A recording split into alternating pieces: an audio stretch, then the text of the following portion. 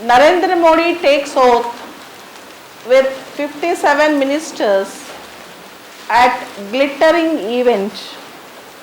Narendra Modi takes oath with 57 ministers at glittering event. You have seen the Narendra Modi 2.0, the second term of Narendra Modi in the glittering event, and now Amit Shah, Home Minister, Rajnath Singh, Defence Minister, Nirmala Sitharaman, Finance Minister, and there is one interesting news. Mr. S. Jaishankar, Subramaniam Jaishankar, the Foreign Secretary, have become External Affairs Minister. Somebody asked me, some of my students, how a Foreign Secretary can become Minister. He got retired as Foreign Secretary. 16 months over. Now he was inducted into ministry. And one interesting news again, he is not a Lok Sabha member, not a Rajya Sabha member. He is not an MP. Mr. Jaishankar is not an MP, Member of Parliament. Prime Minister, that is the government can decide to choose a person as an MP and he can become MP within 6 months. According to Article 75, remember this article, according to Article 75 of the Indian Constitution, a minister who is not an MP should become an MP within 6 months. Okay, otherwise he will lose his ministership. There is no bar that Rajya Sabha MP cannot become a minister. Either Lok Sabha MP, Rajya Sabha MP can become a minister. Now Jaishankar by all means will enter into Rajya Sabha because you all know BJP got very good strength even in many state legislative assemblies. From some state BJP will elect him to Rajya Sabha. So this is how External Affairs Ministry has been formed. And other interesting thing is very good diplomat, and in the upcoming, as you all know, India is trying to become a great power in the world. A foreign secretary who has very good experience in dealing with foreign relations, that too with China. In Doklam issue, he was a man who led the Indian delegation, and various issues like India-Africa relations and India G20, India Shanghai Cooperation Organization.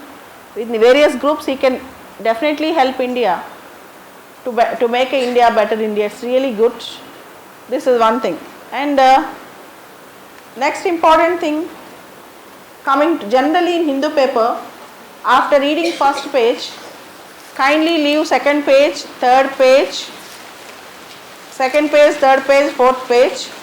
Sometimes fifth page, if not, leave it. Generally important news again appear in page number 7.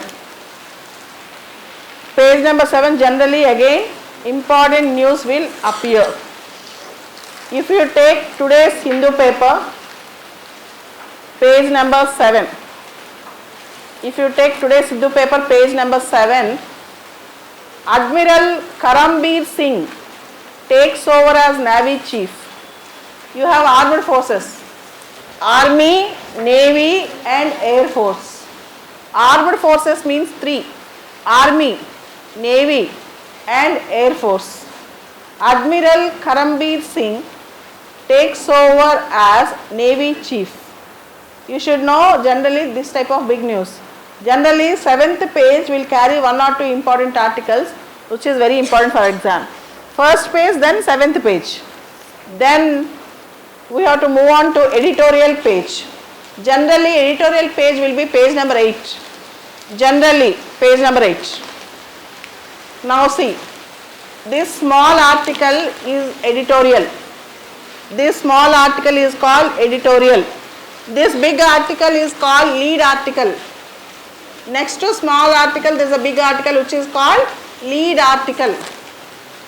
So whenever I say editorial, the small lengthy article is called editorial.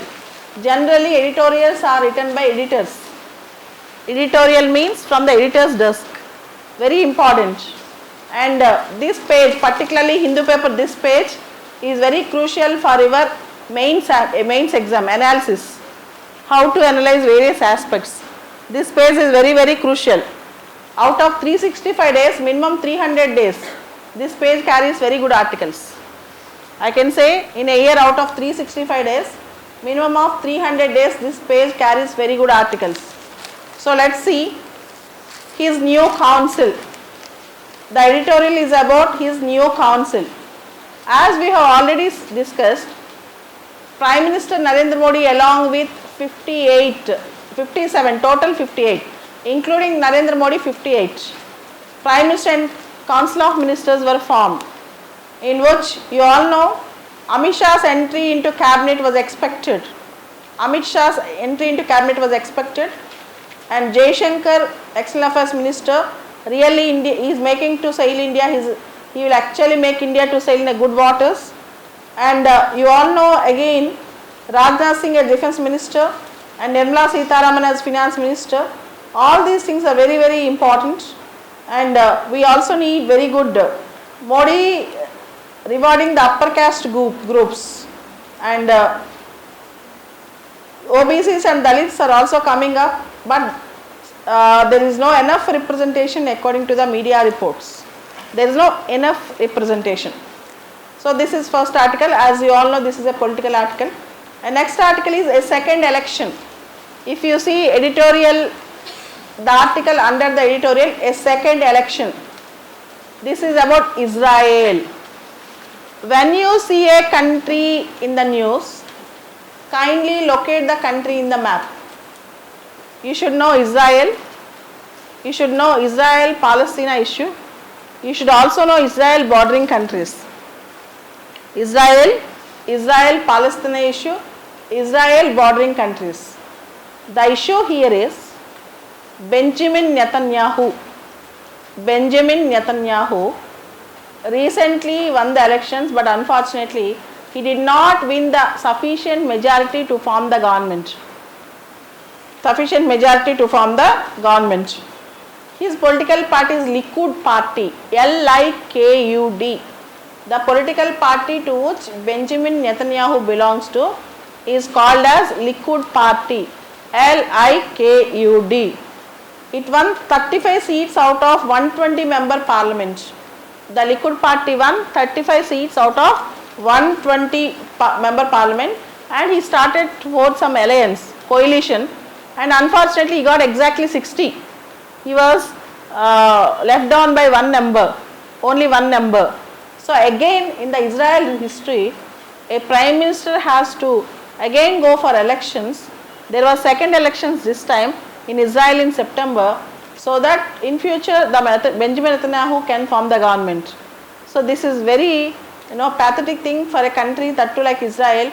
Almost you all know that there was lot of civil wars, lot of attacks, Israelis attacks outside people, and you all know America also supports always Israel. So this political instability is not warranted today in Israel, because Israel is already in troubled waters. This type of political instability is not warranted, is not expected in Israel. Coming to lead article, the idea of Congress free India. The lead article today, the idea of Congress free India. See, the article is written by Varghese K. George.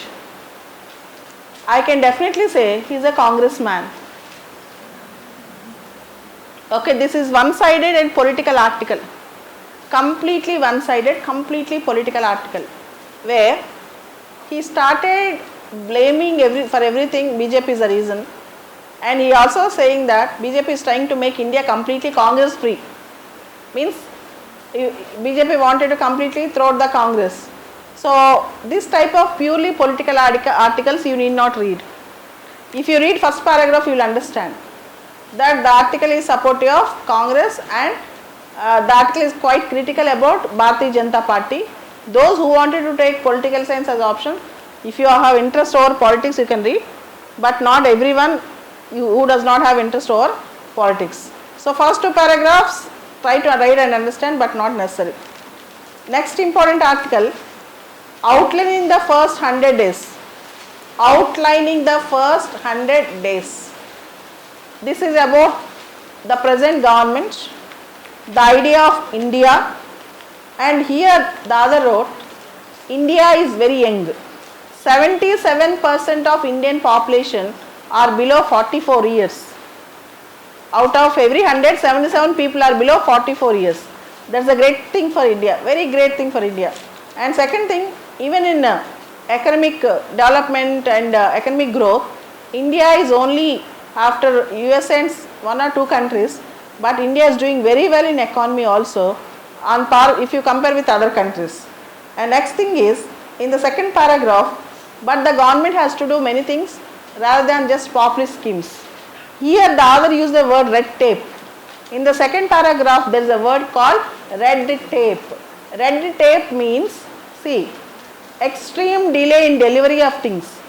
Red tapeism means delay, extreme delay, D-E-L-A-Y. Red tapeism means extreme delay in delivery of things.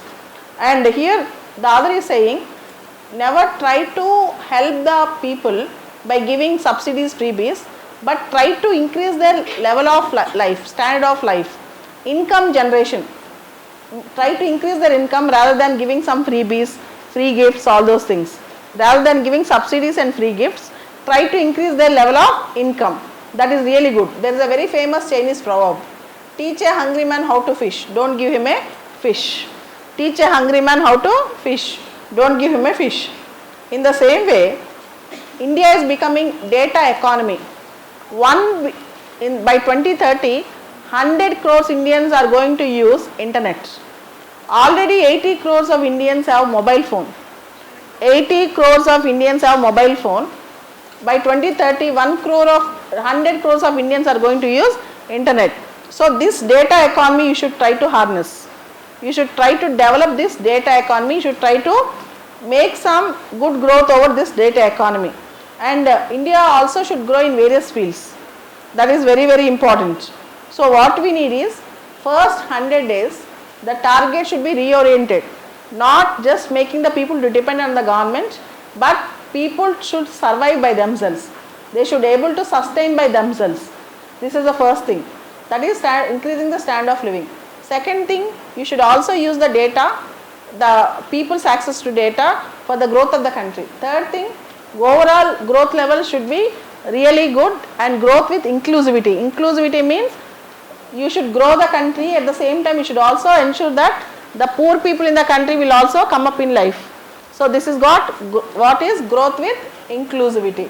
All these things were discussed in the article. Only then we can build a new India. Even privatization should help the poor.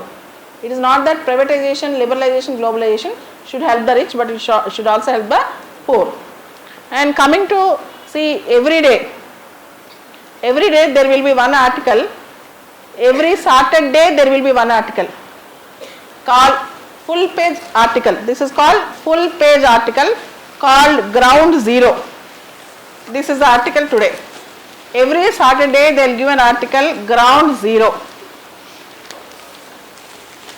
This is Raichur, a thirsty land between two rivers. Raichur, a thirsty land between two rivers. Krishna and Tungabhadra are the two rivers nearby Raichur, but still Raichur do not have water. A thirsty land. So generally this type of Ground Zero articles will be very analytical. You read detail, you can understand what is going on there. It will always carry some important article. So on one particular day they will have debate, on the other particular day you have interview, like that. So Hindu paper every day you should completely read and understand.